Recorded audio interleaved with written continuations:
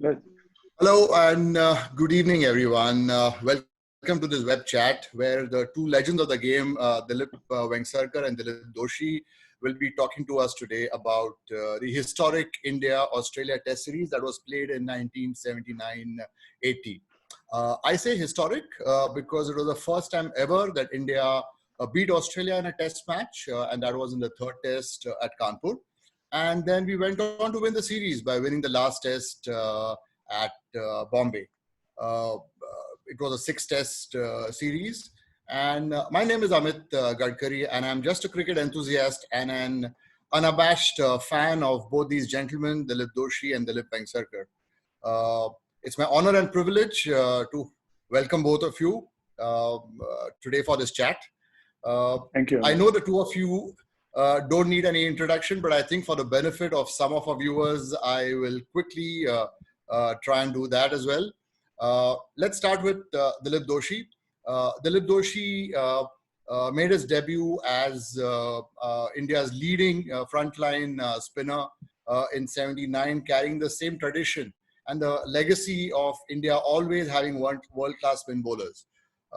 He, in fact, when he made his debut at the age of 31, he was the only person other than Clary Grimmett who, having made their debut after the age of 30, went on to take more than 100 wickets. It's a rare breed. There are only 4 people in the world as we speak who have been able to manage that after making their debut. More importantly, Dilip had a very, very long and a successful stint with in the English county season with both Nottinghamshire and Warwickshire. Some of you may not know, but he is a huge fan of the Rolling Stones, having attended close to 500 of their concerts. And now he can proudly claim to be very close friends with each member of the band. Also, and I think this is extremely important because after Dilip Doshi retired, for the last 30 odd years, he's been a successful entrepreneur. And in fact, he was the pioneer, the first person to introduce premium and luxury brands to this country after our economy opened in 91 and into the mid 90s. Welcome, Dilip Doshi. Thank you very much for a very kind introduction. I move on to Dilip Vengsarkar, ex-India captain, mainstay of India's famed middle order batting right from the time he made his Test debut until 92 when he retired, played 116 Test matches for India. He was a member of the World Cup winning team of 1983.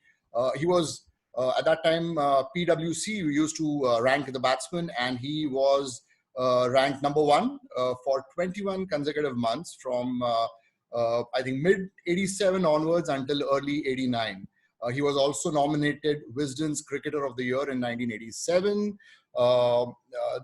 Known amongst the cricketing fraternity as Colonel, he's the only non-Englishman to have scored 300s at Lord's.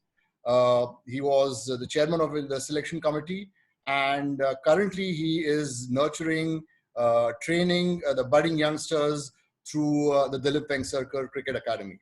Welcome to you, Dilip Vengsarkar. Thanks, Amit. So let's get on with the questions. I think we'll talk about the India-Australia series, and if we have some time, we could also take a sneak peek into the India-Pakistan series. So my first question is to Dilip Doshi. I mean, you made your Test debut in the first Test, which was at Chepauk, Madras, as it was known then. And having made a Test debut at the age of 31, I'm sure was not easy. So what was your preparation? I mean, how did you go about the whole thing? Well, I was playing all the time and at a very high competitive level in county cricket, and which actually allowed me to play against the best players in the world in different conditions. So I was mentally conditioned always to play against good players. And I was always hoping that one day a call would come when I could play for my country, which was a dream from very early childhood. So when it came to me, it came as a very, very pleasant surprise, not totally unexpected. At the same time, till it happens, you never know. So that's one of the things. And I felt very comfortable once I got into Madras and meeting all the people that I had played first-class cricket with. and I felt I gelled in very well. I think Dilip Vengsarkar was your roommate for a long time, starting the second test match in your life. How did you look at Dilip Doshi at that time?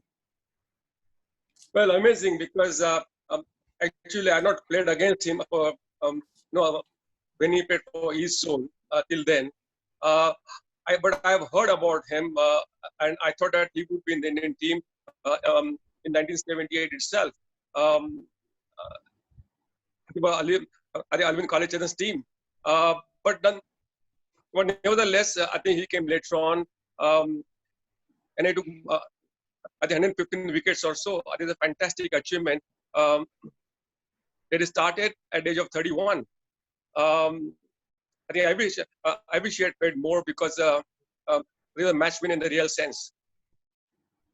True. And I think at that point of time when you made your debut, we were coming back after a tough tour of England where we had played 4 test matches. And Right. in fact, at the Oval, the last test, Dilip Vengsarkar was one of the architects along with Sunil Gavaskar, who almost took us to a historic win, chasing 438 runs. And we just fell short by 9 runs or 8 or 9 runs.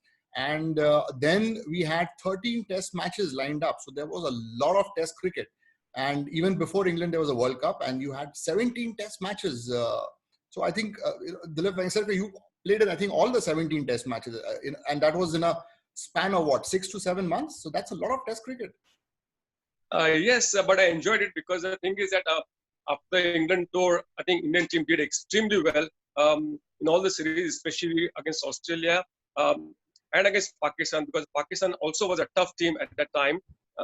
They had some world-class cricketers under Asif Iqbal, and we had lost to them in 1978 very badly. So it was good series. India did extremely well on the tour of England also, and later on against Australia and then against Pakistan. And I think, Dilip Doshi, for you to make a debut, must have been baptism by fire. I mean, playing against Australia, then Pakistan, and then the Golden Jubilee Test.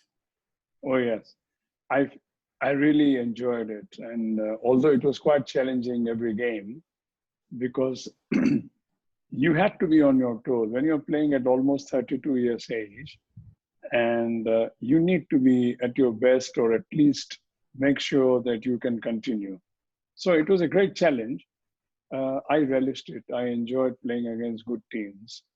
And I must say, I consider myself very fortunate to have got the opportunity and then continue winning home series which hadn't happened before.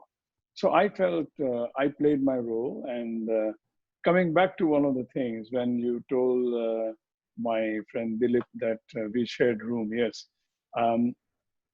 it became a wonderful moment that's why we are lifelong friends. Sometimes what happens is when you share rooms or when you share various aspects of life, you come closer.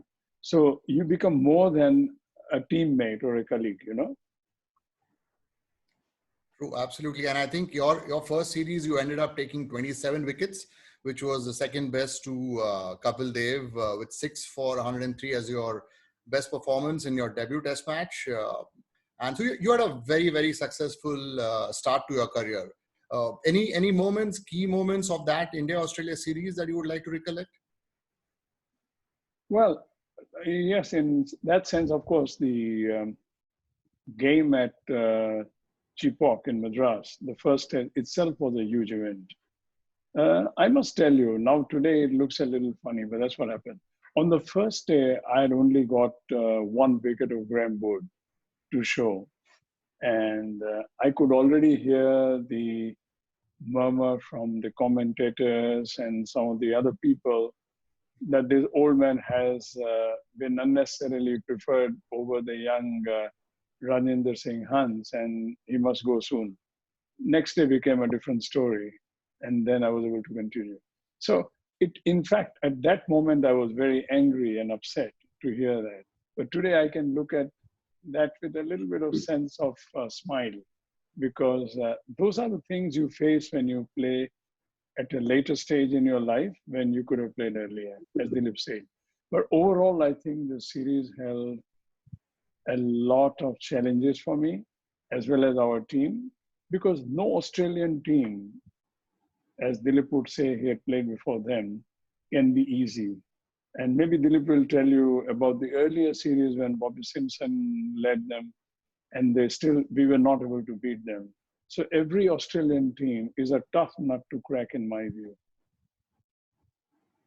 True, true. And Dilip Vengsarkar also had a fantastic series. He scored 100. I think it was at Bangalore, and 250s ended at with 372 runs and played. I mean, the two of you were the key architects, one of the key architects of the series win. Dilip Vengsarkar, I mean, your key memories of that series? Yeah, I was in good nick because I had a good tour of England. I did the first tour of England, and then I was looking for the Australian series because Australia has always been a good series. They're a good team. Akeem Hughes, I think Alan Border, Rodney Hogg, I think all of them were there. And of course, at the first test match, I scored 65 at Chepauk. And I was stroking the ball well. I was looking for a big 100, but then I played a rank bad shot against Jimmy Higgs. I think I became too greedy to hit Higgs out of the ground, and I got out. So I was really kicking myself. I think I'm missing out the big total.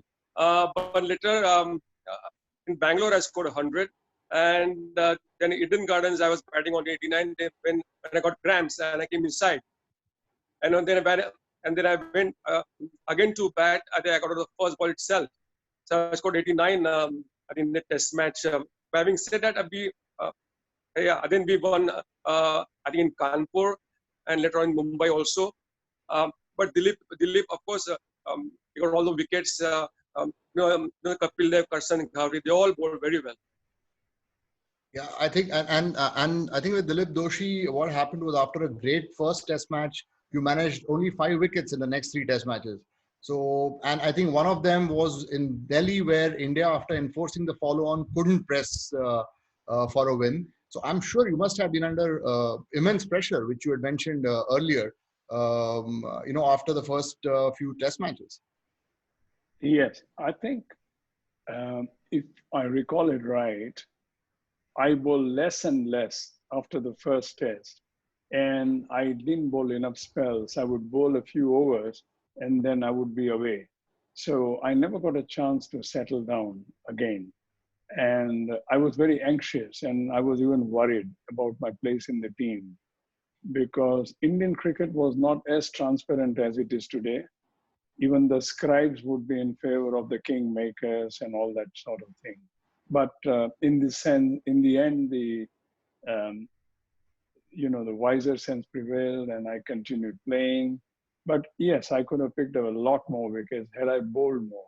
Because if you know that I was one of the 2 main bowlers, as the history would show, that Kapil and I, we played a major role. And of course, Karsan Ghawri was an outstanding cricketer.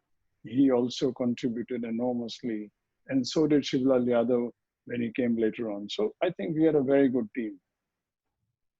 True, true. And in the last test match at Bombay, you ended up with 8 wickets and spun India to victory. I still remember I was watching that test match as a 9-year-old or a 10-year-old from the pavilion, sitting in the pavilion. And I remember Kirmani scoring his debut 100 and Karsan Ghawri scoring 86, hitting 3 towering sixers that went over the Tata Pavilion. So that must have been a great test win for all of you. Going 2-0 up and winning the test series. So what were the celebrations like? What was the feeling in the dressing room? If I recall it right, Dilip, I think not only we were very proud that we won, but in those days, the celebrations included being together, having a dinner and going out with friends, which is what we did. And I think the cricket board was very happy. The president had come to our dressing room to congratulate us. So it was a wonderful feeling. And very soon we were going to play Pakistan. So it was a small little break before we got together again.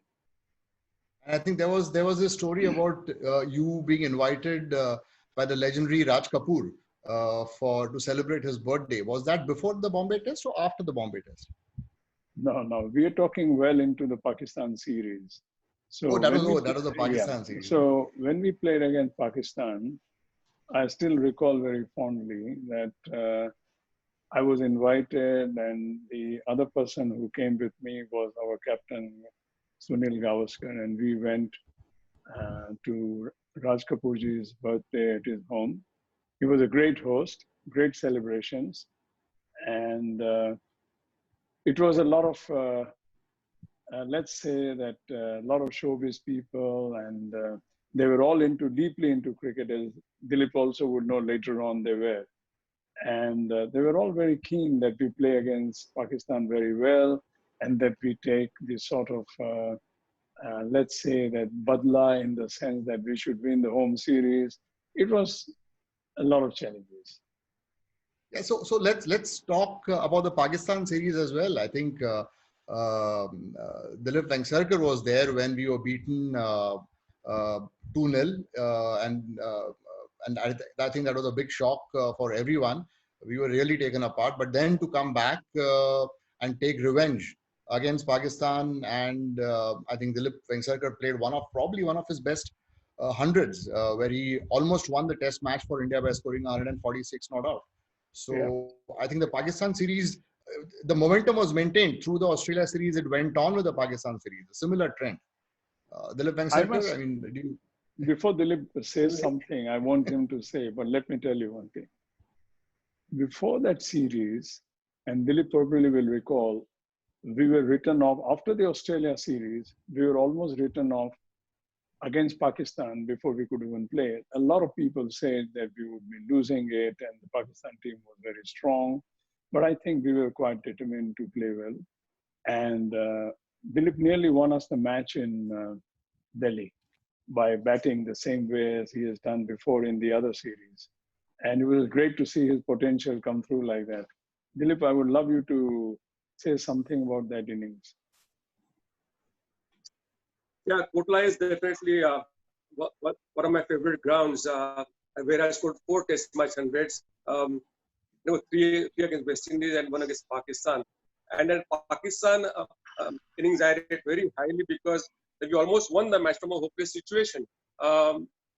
Me and Yashpal Sharma we were in the crease on the last day of the Test match, and I think we had to save the Test match. But we came very close to winning the match, but then we lost wickets in hips, and that's where we drew the game. Otherwise, it was a fantastic Test match. True. And I think one of the reasons why we succeeded and we won was we were able to subdue Zahir Abbas. I mean, Zahir Abbas had thrashed our spinners in Pakistan less than a year ago. And when he came back, he just couldn't get a move on. What do you think was the reason for us being so successful against Zahir Abbas? Okay. Zahir was a true world-class player, and he always likes to dominate any attack. And I think I remember in the first test at Bangalore against them, he was on 49 and he had already stroked me for 3 very graceful boundaries. And I got him stumped at 49. And then I remember Kapil bowling extremely well to him, giving him almost no room to play his offside shots, and got him with late outswingers, as Dilip would recall, and wrapping him back with some of the in-cutters. And so I think overall we contained him. We did very well to control him. He was a great player. And this question is for the millennials and the Generation Z who really don't know the concept of a rest day. But those days, first of all, it was a 6 Test match series, which so there's a lot of Test cricket in a Test series, and you don't see that in today's scenario. I mean, Dilip Vengsarkar, I'm sure you have always enjoyed testing against the best in a Test match, and I think that's where the calling is. How do you look at a long Test series like a 6 Test match series? Yes, 6 Tests, it is quite long in the sense, but then I think if you keep winning, it definitely helps. And you want to play every day almost, to be honest with you. and winning against Australia and against Pakistan was a big thing for us. And as you said, the rest day I think was very important for us. We just chill out, um, talk about the match, talk about the series, and then go with our with friends for lunches and dinners and that sort of thing. But we had a fantastic time. Life was much simpler those days, right? No media pressure, no social media to contend with. I would say media pressure was there. Yeah. Sorry. Yeah. No, you're right, Dilip. Actually, we chilled out and we met with local friends or we chatted amongst ourselves. Generally, we all had a laugh and a blast. We would sometimes get together in one of the rooms and share laughter. So I thought that although I would hate to be a batsman who's batting 98 and there is a rest day or the game hanging at a very delicate balance and you have a rest day. So the rest day did become restless for many of us many times because we were keen to get on with the game. In a way, I'm glad that the rest day is done away with. True. But I'm sure it helped in a certain way, especially if the weather is, it's been hot and humid and you do need to take a little bit of a break and come back. Because in those days, playing 17 test matches in a span of 7 months probably really demanded a lot. And so another thing which I wanted to just ask both you gentlemen was, what was the fitness regime those days? I mean, what was the exercise schedule? Because nowadays everyone talks about that as the most important thing. Of course, it is important, but how was it in those days? Dilip, would you like to say something? Sorry. Yeah, Dilip, you go ahead. Yeah. Okay. In general, fitness in cricket was not taken that seriously. That's why you could see quite a lot of heavy players in various teams across the world, but they had the skill. See, to me, cricket is a slightly different game, a unique game in its own way. You could still be overweight by 10 kilos today, if you're allowed, and still give your best because that skill cannot be replaced by only fitness. So a balance has to come. In those days, I was lucky because I was playing cricket in England and in Calcutta, where I grew up and I played all my cricket. Because of the footballing background, all the clubs had a little small regime to do stretches and bending and a little run to keep fit. So that was helpful.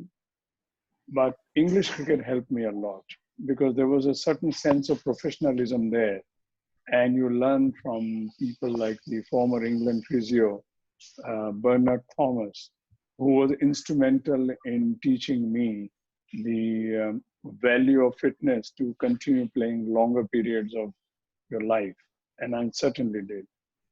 Dilip, what did you think? How was it in Mumbai? I imagine in Mumbai, people play all throughout the year.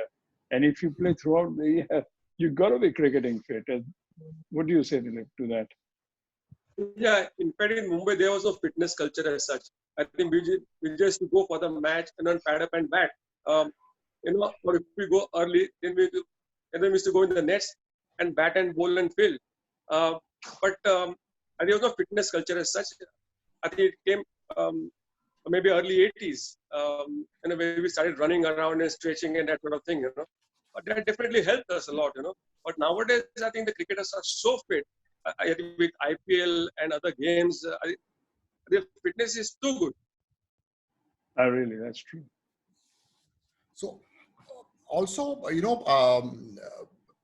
there's one question, Dilip. This is for Dilip Doshi, and your good friend Makran Vaingankar said that you must ask him this question. I think it was during the India-Pakistan series where you took a very crucial catch off the bowling of Kapil Dev or Imran Khan. Do you remember that? Yeah, I think he hooked, and it was a skyer. We thought it will never come down, and I was underneath a long leg, and I took it. So, for me, I think it was important to focus on whatever I was doing And of course, all the mouths were in the heart because it was quite crucial to take that catch because otherwise the game could have gone on further and further and we may not have won that quickly. I remember that very well. So 12 test matches, and I think we won 4 of them, 2 against Australia, 2 against, and this was the first time where India, I thought, was on a long winning streak, right? I mean, that was, must have been a very, very huge morale booster for the Indian side. We could have won a few more games, in my view. Dilip will recall it in Calcutta when we were playing against Australia. I think in those days, the last 20 overs, Dilip, if you remember, at some stage, both the teams could decide whether we want to continue or end it as a draw. And I think we were not that many runs short of winning, and we had 5 or 6 wickets in hand. In modern game, it would never happen. You would have gone for the win. But that was not the thinking because you were sitting 1 up, 2 up in the series, and nobody would take the risk. And that is what happened. Yeah, I remember because I was doing a bit of a research on that test match, and we were asked to chase 247 in 65 overs, which is a walk in the park in today's environment. But I think we lost both the openers, Gavaskar, Chauhan, and then we lost you as well, Dilip Vengsarkar. We lost Vishwanath, and I think we kind of then didn't go for the runs, I think. Do you recollect that?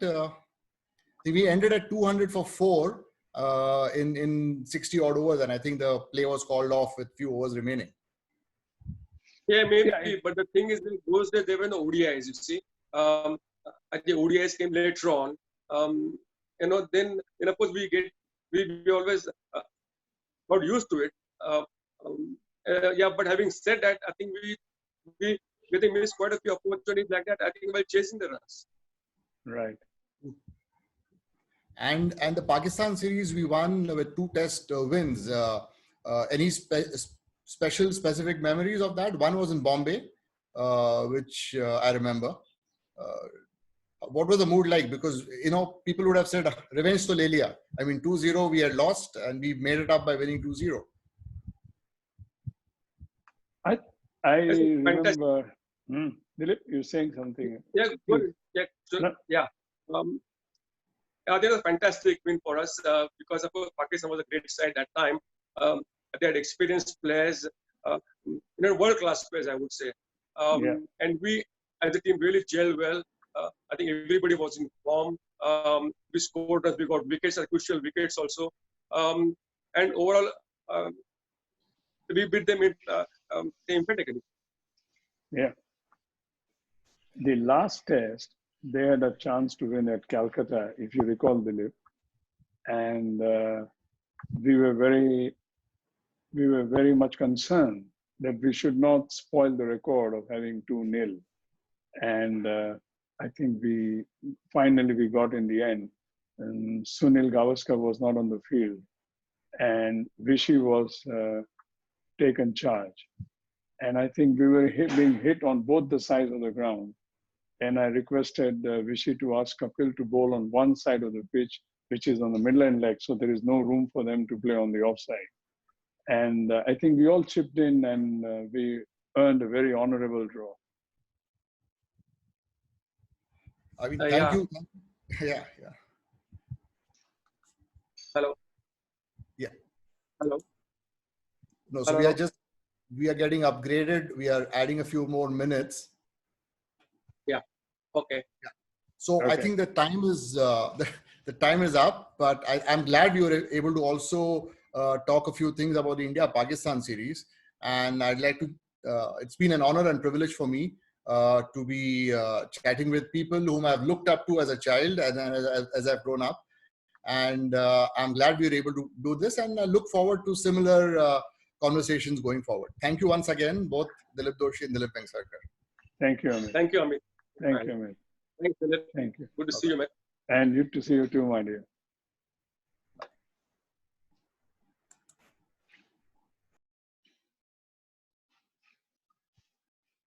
Vish?